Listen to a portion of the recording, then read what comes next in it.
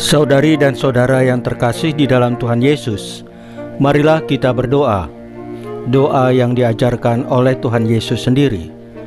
Dalam nama Bapa dan Putra dan Roh Kudus. Amin. Bapa kami yang ada di surga, dimuliakanlah namamu. Datanglah kerajaanmu, dan jadilah kehendakmu di atas bumi seperti di dalam surga.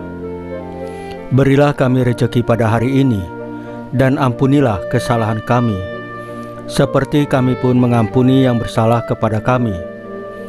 Dan janganlah masukkan kami ke dalam pencobaan, tetapi bebaskanlah kami dari yang jahat. Ya Roh Kudus, hadirlah saat ini untuk memimpin dan membimbing kami dalam membaca firman Tuhan Yesus dan merenungkannya, sehingga kami dapat mengerti maknanya dan dapat kami laksanakan dalam hidup kami sehari-hari di tengah masyarakat kami. Pembacaan Injil Lukas bab 5 ayat 12 sampai dengan ayat 16. Aku mau, jadilah engkau tahir. Pada suatu kali, Yesus berada dalam sebuah kota. Di situ ada seorang yang penuh kusta. Ketika ia melihat Yesus, tersungkurlah ia dan memohon, "Tuan, jika Tuan mau, Tuan dapat mentahirkan aku." Lalu Yesus mengulurkan tangannya, menjamah orang itu dan berkata, "Aku mau, jadilah engkau tahir." Seketika itu juga lenyaplah penyakit kustanya. Yesus melarang orang itu memberitahukannya kepada siapapun juga dan berkata, "Pergilah, perlihatkanlah dirimu kepada imam dan persembahkanlah untuk pentahiranmu persembahan seperti yang diperintahkan Musa sebagai bukti bagi mereka." Tetapi kabar tentang Yesus makin jauh tersiar, dan datanglah orang banyak berbondong-bondong kepadanya untuk mendengar dia dan untuk disembuhkan dari penyakit mereka. Akan tetapi ia mengundurkan diri ke tempat-tempat sunyi dan berdoa. Demikianlah sabda Tuhan.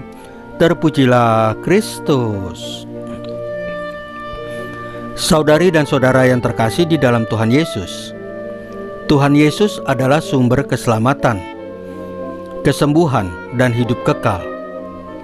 Rasul Yohanes menegaskan bahwa hidup kekal adalah karunia Allah yang diberikan kepada mereka yang percaya kepada Tuhan Yesus, Anak Allah. Iman kepada Tuhan Yesus memberi kita kekuatan untuk mengalahkan dunia, yaitu segala hal yang menjauhkan kita dari Allah. Bacaan Injil hari ini menunjukkan bagaimana iman yang teguh membawa kesembuhan.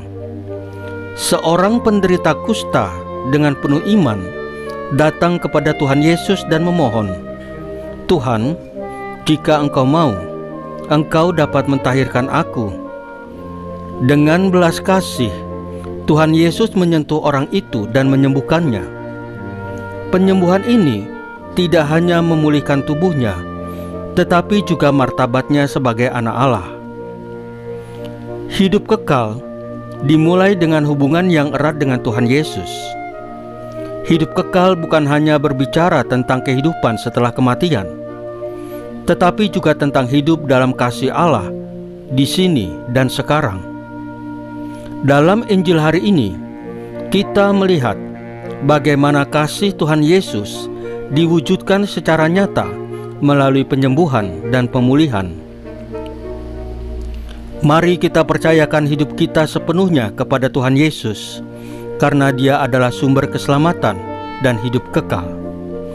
Saudari dan saudara yang terkasih di dalam Tuhan Yesus, marilah kita berdoa. Ya Tuhan Yesus, kami datang kepadamu seperti penderita kusta dalam Injil hari ini, dengan penuh kerendahan hati dan dengan iman. Jika Engkau mau, Engkau dapat menyembuhkan luka-luka kami, baik luka fisik, emosional, ataupun rohani. Sentuhlah hati kami, pulihkan hidup kami, dan jadikan kami pribadi yang baru yang memuliakan nama-Mu. Salam Maria, penuh rahmat, Tuhan sertamu. Terpujilah Engkau di antara wanita, dan terpujilah buah tubuhmu Yesus. Santa Maria Bunda Allah, doakanlah kami yang berdosa ini, sekarang dan waktu kami mati.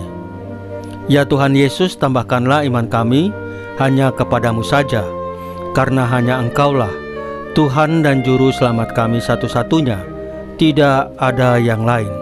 Dalam nama Bapa dan Putra dan Roh Kudus. Amin.